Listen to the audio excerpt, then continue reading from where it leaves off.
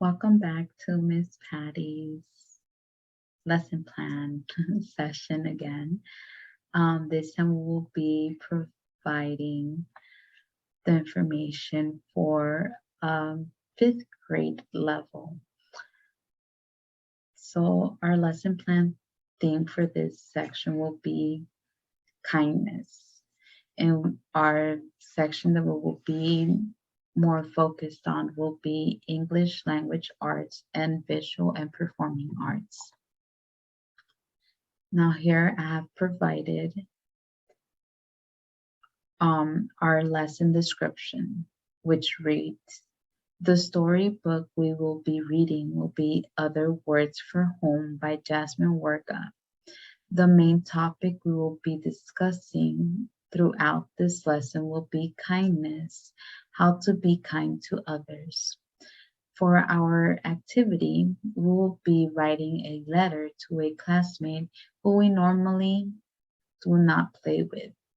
The teacher, that's us, will be assigning who will write to who, talking about themselves and asking questions to their recipient. In addition, students will illustrate a heartwarming drawing. The purpose of this assignment is to encourage students to be friends with others outside their inner circle. Students will gain acknowledgement towards other feelings. Okay, so that's what we want. We want our friends, all our students to be friends together. And the California State content standards for the English language arts will be to write informative, exploring text, to examine a topic and convey ideas and information clearly.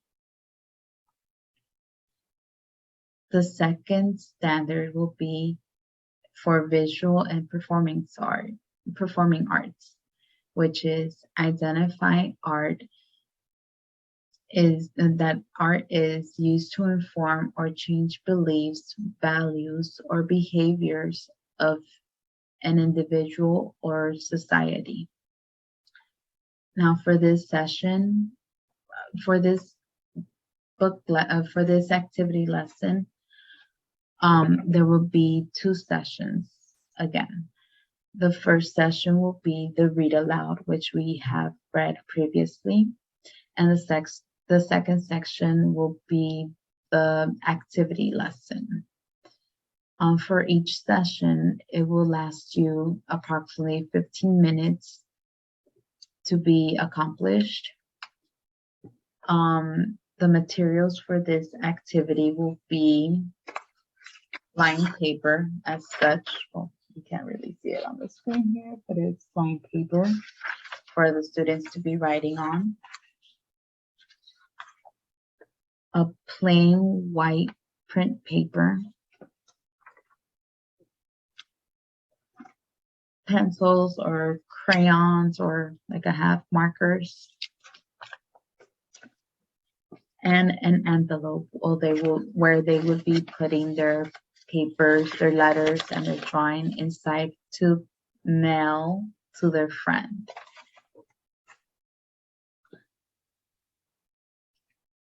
The assessment for the student, what they will be gaining, what they will be learning after this whole lesson will be that as they grow older, small or big changes occur in our lives, such as going to a new community surrounded by new and strange people. By providing these letters and drawings to a new friend, students will think, how is it that they felt giving it to that person, their new friend, a gift as such? How would they be feeling receiving such a nice gift from a new friend?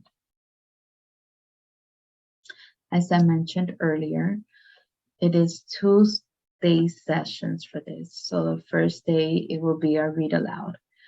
which I have already provided previously on the video, where you will be reading to them, and the first part of the reading will be actually to provide them the front cover of the book, show them what it is, show them the front cover, and ask them what do they think it would happen in the book.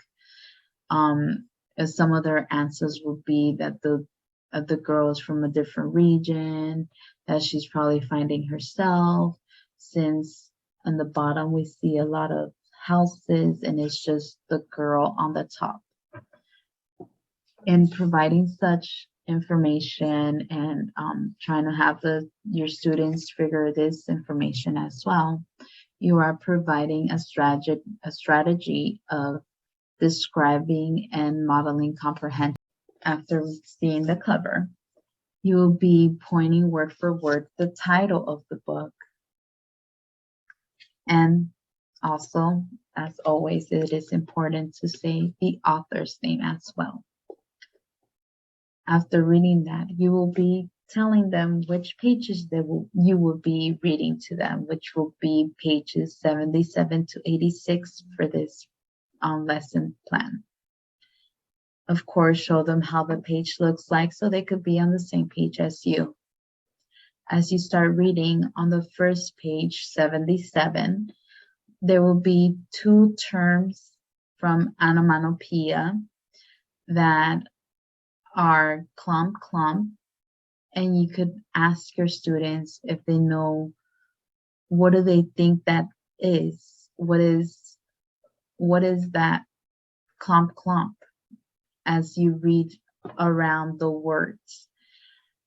As soon as you probably get some answers from them, they will be hopefully saying that it's a sound, which is what onomatopoeia means, which is the words to a sound.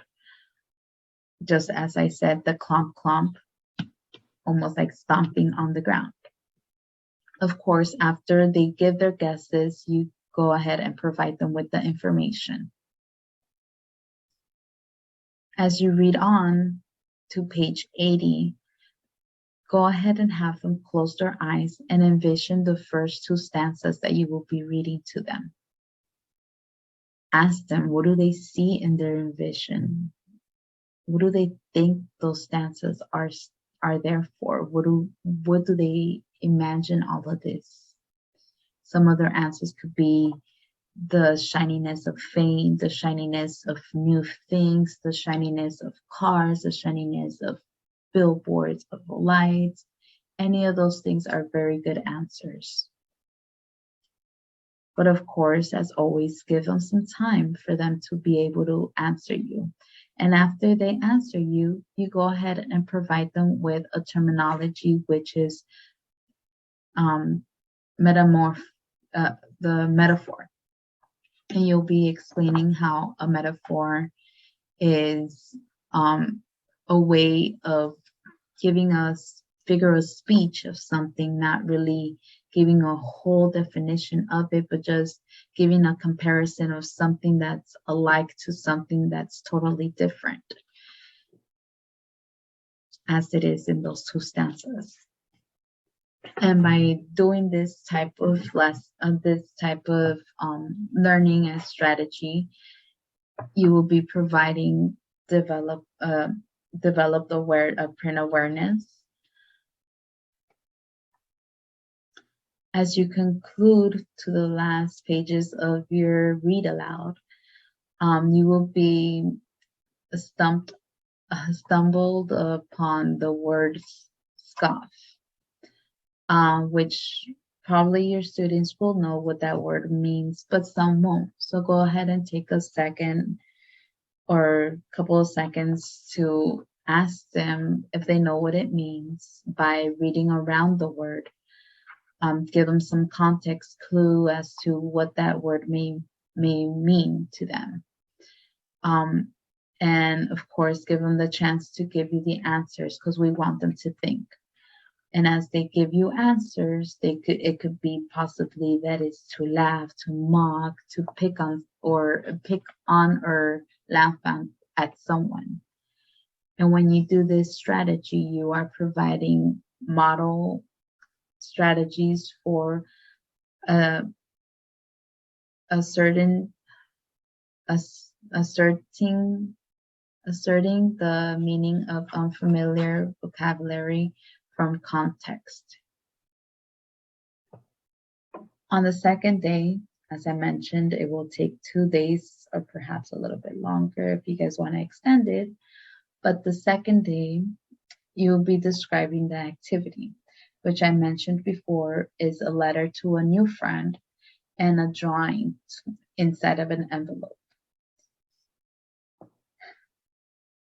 You will be explaining to them how this activity connects with the story section, which, as we read, was the beginning of a new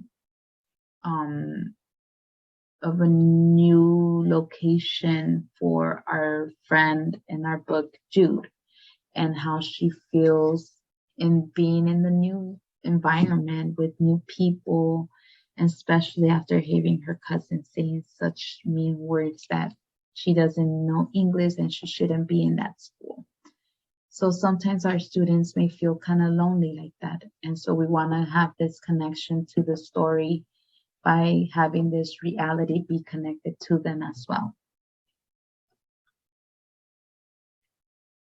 And this connection will be the adaptation to our new environment. And of course, after introducing, you will be introducing the activity, you would also be introducing the materials as I did previously, which are the lined paper, the white paper, the envelope, and the crayons, markers, or pencils, whatever they would like to choose to draw or write with. And of course, this is where the fun starts, the activity.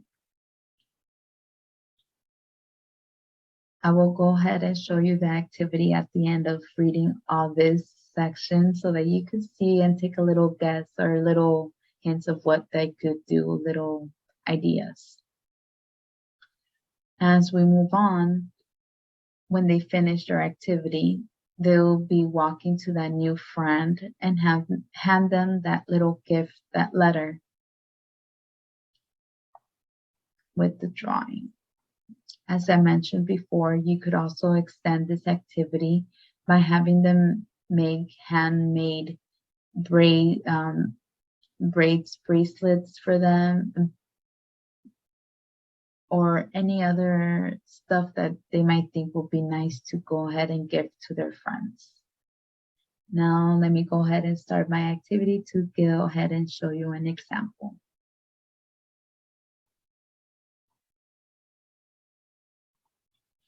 Okay, so I went ahead and finished my little activity, which I said will be to write a letter to them, in which I provided one little simple one to my pretend friend.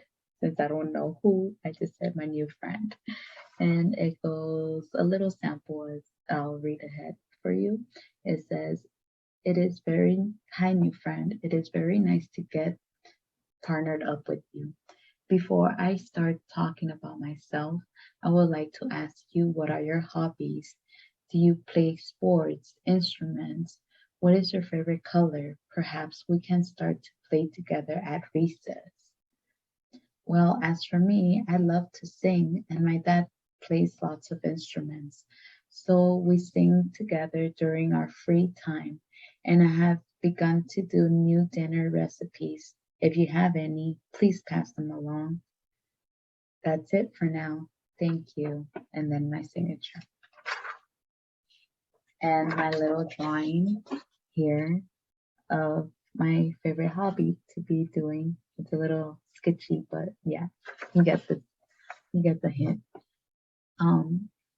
Me and my father singing together with my father playing the keyboard. As I mentioned, we want our children, our students to be more together, make it more connected.